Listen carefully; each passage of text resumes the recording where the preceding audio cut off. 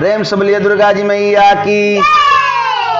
आप लोग सुन रहे हैं कथा प्रसंग यूट्यूब चैनल, इसको सब्सक्राइब करें और ज्ञानवर्धक, ऐतिहासिक, पौराणिक और धार्मिक कथाएं सुनते रहें।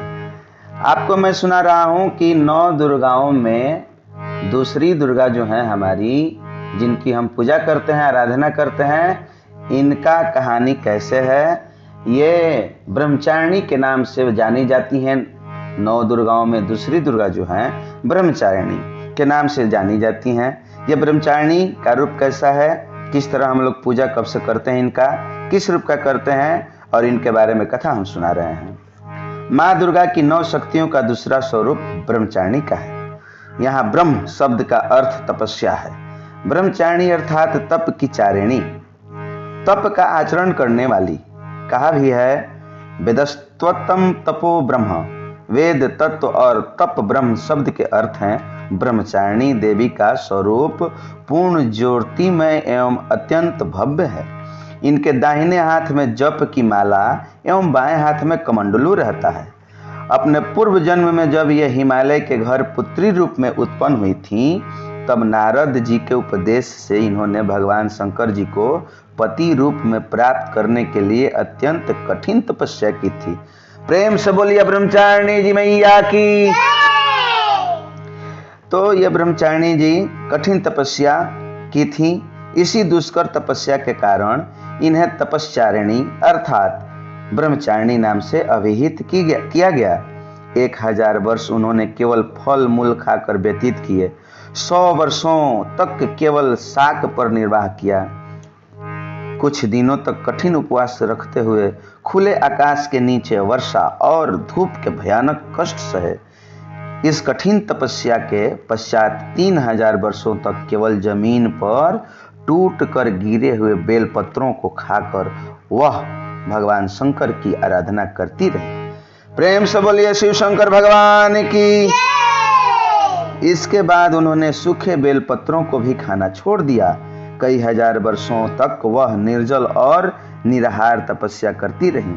पत्तों को, यानी कि पर्ण कहते हैं पत्तों को भी खाना छोड़ देने के कारण उनका एक नाम अपर्णा भी पड़ गया। कई हजार वर्षों की इस कठिन तपस्या के कारण ब्रह्मचारिणी देवी का वह पूर्व जन्म शरीर एकदम क्षीण हो उठा, दुबली पतली सी हो गई। वह अत्यंत ही कृशकाय हो गई थी। उनकी यह दशा देखकर उनकी माता मेना अत्यंत दुखित हो उठी।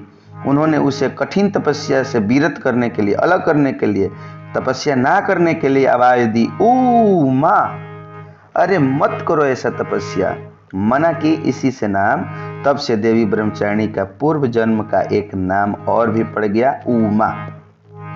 प्रेम से बोलिए उमा देवी की। उनकी इस तपस्या से तीनों लोकों में हाहाकार मच गया। देवता, ऋषि, सिद्धगण, मुनि सभी ब्रह्मचारिणी देवी की इस तपस्या को अभूतपूर्व पुण्यकृत बताते हुए उनकी सराहना करने लगे। अंत में पितामह ब्रह्मा जी ने आकाशवाणी के द्वारा उन्हें संबोधित करते हुए प्रसन्न स्वरों में कहा, देवी, आज तक किसी ने ऐसी कठोर तपस्या नहीं की थी। ऐसी तपस्या तुम्ही से संभव थी। तुम्हारे इस अलौकिक कृत्य की चतुर्दिक सराहना हो रही है। तुम्हारी मनोकामना सर्वतो भावेन परिपूर्ण होगी। भगवान चंद्रमौली शिव जी तुम्हें पति रूप में प्राप्त होंगे। अब तुम तपस्या से विरत होकर घर लौट जाओ। शीघ्र ही तुम्हारे पिता तुम्हें बुलाने आ रहे हैं। माँ दुर्गा जी का यह दूसरा स्वरूप भक्तों को और सिद्धों को अनंत फल देने वाला है। इनकी उपासना से मनुष्य में तप, त्याग, वैराग्य, सदाचार, संयम की वृद्धि होती है। जीवन के कठिन संघर्षों में भी उसका मन कर्तव्य पथ से विचलित नहीं होता। माँ ब्रह्मचारिणी देवी की कृपा से उसे सर्वत्र सिद्धि और विजय की प्राप्ति होती है। दुर्गा पूजा के दूसरे दिन इन्हीं के स्वरूप की उपासना की जाती है।